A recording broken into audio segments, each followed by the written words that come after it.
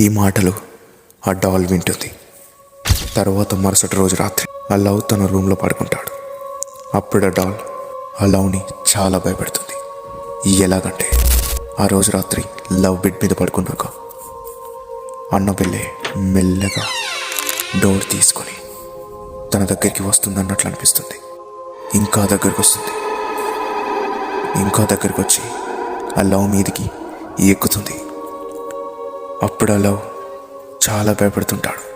ఏం చేయాలనుకున్నా చేయరాకుండా ఆ బొమ్మ అతన్ని గట్టిగా బిగబట్టినట్టు ఆపుతుంది.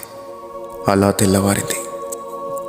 అప్పుడు ఆ లవ్ లేచిన తర్వాత అతనికి జరిగిందంతా కళ నిజమా అర్థం కాలేదు. మళ్ళీ గుర్తుకు తెచ్చుకొని అది నిజమే అని భావించి డోనాకు మరియు ఎంజీకి ఈ విషయం చెప్తాడు.